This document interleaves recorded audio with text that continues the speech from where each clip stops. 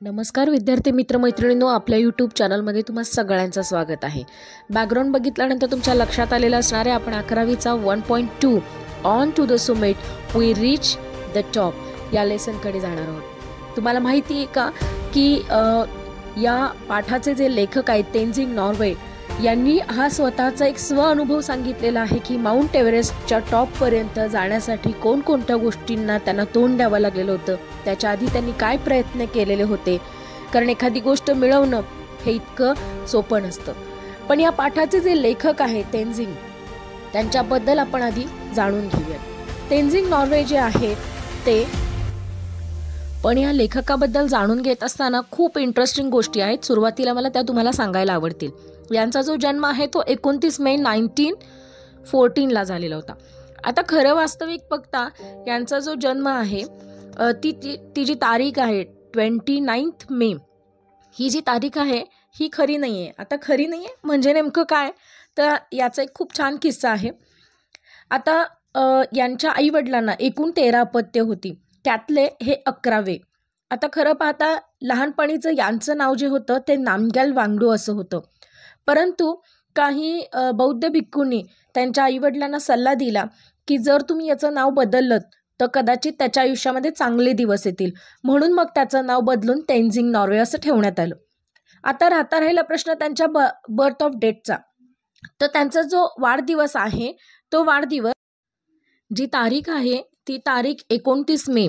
हा जो दिवस आहे ना, या दिवशी त्यांनी माउंट एव्हरेस्ट सर केलेला होता. त्या टॉपवरती ते पोहोचले होते आणि तोच दिवस त्यांनी स्वतःचा वाढदिवस म्हणून साजरा करायला सुरुवात केली. तुम्हाला माहिती आहे का आणखीन एक गोष्ट, 20व्या शतकातील टाइम मॅगझिनने जे 100 मोस्ट इन्फ्लुएन्स पीपल आहेत त्यांच्यामध्ये यांचं नाव सुद्धा ॲड करण्यात आलेलं आहे. इतकंच काय, परंतु त्यांना 3 मेन ऑनरेबल अवॉर्ड सुद्धा या ठिकाणी मिळालेले आहेत. त्यातला पहिला आहे तो म्हणजे टायगर मेडल. त्यांच्या अचीवमेंटबद्दल मिळालेला त्यांना पहिला अवॉर्ड आहे टायगर अवॉर्ड, जो हिमालयन क्लब यांच्याकडून मिळालेला होता. आता तो 1938 मिळालेला आहे. त्याच्यानंतर त्यांना जो अवॉर्ड मिळाला तो आहे स्टार ऑफ नेपाळ. आता हा 1953 तिथल्या किंगकडून मिळालेला होता त्यांच्या त्या उत्कृष्ट कामगिरीबद्दल. त्याचबरोबर भारताकडून त्यांना पद्मभूषण या पुरस्काराने सुद्धा सन्मानित करण्यात आलेलं होतं. आता तुम्ही बघू शकता की ही सगळी अचीवमेंट केल्यानंतर या सगळ्या कामगिरीमध्ये त्यांना त्यांच्या हिलरी नावाच्या एका मित्राची खूप मदत झाली. कारण या दोघांनी ही जी कामगिरी आहे ती उत्कृष्टपणे काय केलेली होती, पार पाड. आता आपण वळूयात मेन टॉपिककडे. जेव्हा माउंट एव्हरेस्ट सर करत होते तेव्हा त्यांनी त्यांचा एक कॅम्प बनवलेला होता. आता तो कॅम्प बनवल्यानंतर त्यांच्या मनामध्ये आलेले जे विचार आहेत ते इथं त्यांनी पहिल्या पॉईंटमध्ये सांगितलेले आहेत. शुक्रवारी सकाळी 9व्या कॅम्पहून निघताना मी ठरवले होते, मी म्हणजे लेखक, आज कुठल्याही परिस्थितीमध्ये शिखराचा कळस गाठायचाच. सकाळीच माझ्या मनामध्ये विचार आल्याने मला आठवतोय, मृत्यू आला तरी देखील मी शिखराच्या कळसावर पोहोचणारच. या दिवशी मला मरणाचे भयही वाटत नव्हते. आम्ही लवकरच निघालो आणि 9व्या कॅम्पपासून सर्वोच्च शिखरावरती पोहोचेपर्यंत एकमेकांच्या पाठीमागे म्हणजे आळीपाळीने ते बदलत गेले. कधी कधी पुढाकार लेखक तर कधी हिलरी घ्यायचे, कारण या ठिकाणी कुठलाही आधार त्यांना दोघांनाही नव्हता. त्याच्यामुळे एकाच्या पाठोपाठ एकच जावं लागणार. आता याच दरम्यान झालं होतं काय की लेखकाच्या खिशामध्ये 4 झेंडे होते, 4 वेगवेगळ्या देशांचे. आणि 4थ्या कॅम्पवर असताना त्यांना कर्नल हंट यांनी ब्रिटन, संयुक्त राष्ट्र आणि नेपाळ यांचे 3 ध्वज त्यांच्याकडे दिलेले होते. आणि त्यांनी सांगितलं की जेव्हा तुम्ही सर्वोच्च शिखरावरती पोहोचाल तेव्हा हे ध्वज जे आहेत ते तुम्ही तिथे फडकवायचे आहेत. हे 3ही झेंड्यांची जबाबदारी आता तुझी आहे असं ते हंट म्हणाले. आता लेखकाने आपली एक इच्छा बोलून दाखवली की त्यांच्याजवळ भारताचाही झेंडा होता, तर तोही मी फडकवू शकतो का. पण हंटनी तर उलट त्यांचं कौतुक केलं आणि त्यांना अगदी आनंदाने ध्वज फडकवण्याची कामगिरी सोपवली. आता इथं पुढचं आहे इंडियन फ्लॅग. कर्नल हंट म्हणाले की माझी काही हरकत नाही आहे असं त्यांचं म्हणणं होतं. आता पुढे दक्षिण बाजू ओलांडून जेव्हा ते पश्चिमेच्या दिशेने वेस्टच्या साईडने जेव्हा ते प्रवास करायला लागले तेव्हा खडकाची उंची ही खूप वाढत चाललेली होती. आता लेखक ती वाट अवघड असल्यामुळं थोडंसं त्यांची जी गती होती ती मंद झालेली होती. आता एक चढण ओलांडल्यानंतर त्यांना शिखरापर्यंत पोहोचणं तसं फारसं काही अवघड नव्हतं, कारण टोकापर्यंतची ही शेवटचे जवळजवळ 60 ते 70 फूट जे आहेत त्याची उंची ही फार धोकादायक नव्हती. पण तरीसुद्धा लेखकांनी चालण्याची जी गती आहे त्या दोघांनी सुद्धा धीमी ठेवली, म्हणजे कमी ठेवली. आता शेवटचा जो रस्ता आहे तो अत्यंत तो सपाट असल्यामुळे त्यांना तिथं टोकावरती पोहोचणं जरा सोयीचं झालं. पण सर्वोच्च टोक गाठण्याचे जे शेवटचे 50 फूट होते की नाही, ते चालत असताना हिलरी आणि लेखक यांच्यामध्ये जवळजवळ 21 फुटाचं अंतर होतं आणि एका दोरीने ते दोघंही बांधले गेलेले होते. बराच काळ ती दोरी ओढली गेल्यामुळे थोडीशी सैल झाली होती, पण धोकादायक भागातून जात असताना त्यांनी एकमेकांना घट्ट ओढून घेत होते. आता हा जो दोरखंड आहे तो एक प्रतीक होतं बरं का, कारण त्यांनी या दोघांना सुद्धा एकत्र बांधून ठेवलेलं होतं. त्यामुळे आता या दोरखंडाची आणखीन एक गंमत अशी होती की दुसऱ्याला बरोबर घेतल्याशिवाय कुणी एकटा जाऊ शकतच नव्हता. त्यामुळे दोघं सुद्धा या ठिकाणी दोन वेगवेगळी व्यक्ती नसून ते त्या ठिकाणी एकच आहेत असं त्यांचं या ठिकाणी काय होतं, काम चालू होतं. बघा, एवढ्या प्रतिकूल परिस्थितीमध्ये सुद्धा या ठिकाणी प्रतिकात्मक गोष्टींचा विचार इथं लेखक करतो. लेखक सांगतो की त्या क्षणाला लेखकाला एक प्रश्न पडला की शिखरावरती पहिलं पोहोचलं कोण. तर जेव्हा हे दोघं सुद्धा त्या टप्प्यावर होते तेव्हा कोण आधी टोक गाठली हा विचार माझ्या मनात, म्हणजे लेखकाच्या मनात या ठिकाणी शिरलेला नव्हता. कारण त्या ठिकाणी त्यांना माहिती होतं, कारण त्यांना जे विचारणारे लोक होते की सगळ्यात पहिलं पाऊल कुणी ठेवलं त्या शिखरावरती.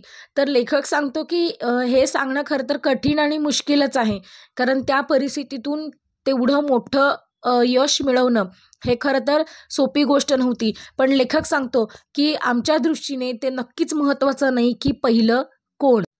लेखक म्हणतो की कोणी का आधी पोहोचेना, हिलरी पोहोचू देत किंवा मी, काय फरक पडणार होता, कारण त्या दोघांनी सुद्धा एकत्र काय केलं होतं, शिखर चढलेलं होतं. त्यामुळे लेखक म्हणतो की कुणा एकट्याने हे करणं अजिबात शक्य नव्हतं. दोघांमध्ये जर 1001 फुटाचं अंतर असतं तर कोण आधी पोहोचलं हे आपण ठरवू शकलो असतो. पण तरीसुद्धा त्यांच्या मागून येणारी व्यक्तीच त्या दोघांमधले अंतर किती होते हे ठामपणे सांगू शकते.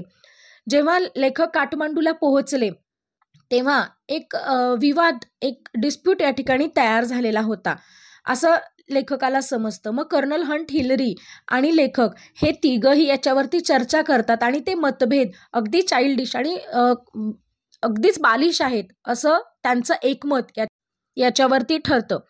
मग आता म्हणून एक करार त्यांच्यामध्ये करण्यात आला. नेपाळच्या पंतप्रधान कार्यालयामध्ये प्रत्येकाने त्यावरती शिक्कामोर्तब केला आणि प्रत्येकाने स्वतःच्या निवेदनपत्रावरती सही केली आणि हिलरीच्या निवेदनपत्रावरती एक प्रत एक लेखकाने स्वतःजवळ ठेवली आणि ती तेनझिंगजवळ एक दिली.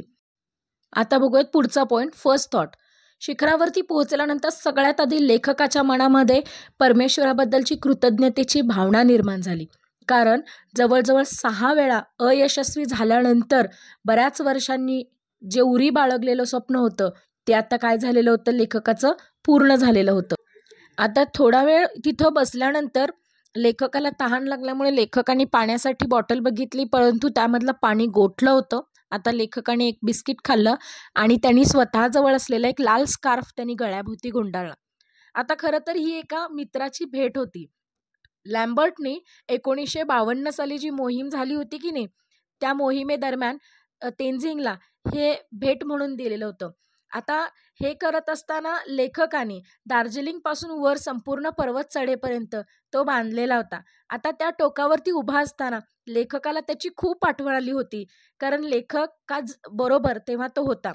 आता लेखक या ठिकाणी सांगतात की चढण्यापेक्षा उतरण्याचा प्रवास हा अगदी जिकेरीचा आणि खूपच रिस्की होता, कारण ती जी चढण होती ती अत्यंत धोकादायक अशी होती. त्यामुळे एका पाठोपाठ एक दोरीनेच परत उतरणं हे खूप गरजेचं होतं.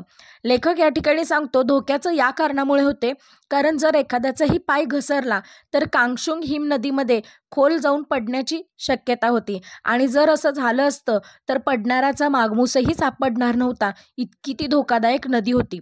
आता उतरण्यासाठी निश्चितच कमी वेळ लागला, पण जास्त सावधगिरीने आणि खबरदारीने उतरणं हे जास्त गरजेचं वाटलं लेखकाला. 9व्या कॅम्पवरती आल्यानंतर हिलरी आणि लेखक या दोघांनी सुद्धा हे दोघं सुद्धा बोलायच्या मनस्थितीत नव्हते. त्यांनी आपापली फक्त कामं आवरली आणि जवळजवळ अर्धा तास ते तिथे थांबले.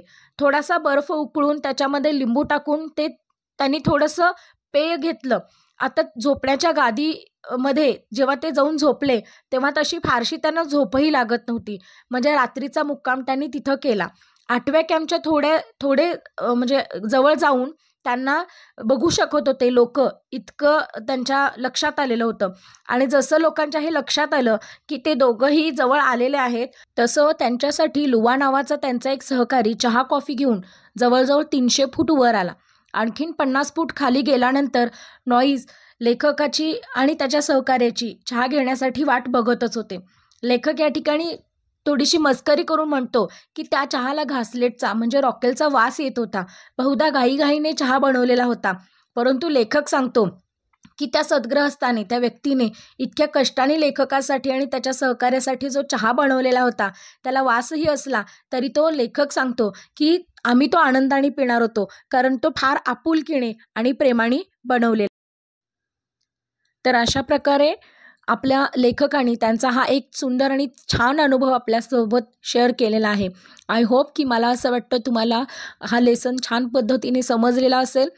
जर समजलं असेल तर प्लीज व्हिडिओला लाईक करा. माझ्या कमेंट बॉक्समध्ये जाऊन तुम्हाला आणखीन कुठले जर लेसन त्याचं एक्सप्लेनेशन हवं असेल तर प्लीज तुम्ही कमेंट करू शकता. चॅनलवरती जर नवीन असाल तर चॅनलला सबस्क्राईब करायला विसरू नका, कारण असेच नवीन नवीन नोटिफिकेशन्स व्हिडिओबद्दलचे तुम्हाला मिळत जातील.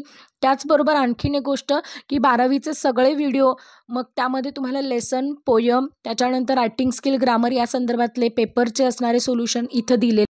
चला तर मग भेटूयात पुन्हा एका नवीन व्हिडिओसह. तोपर्यंत मी तुमचा निरोप घेते. All the best.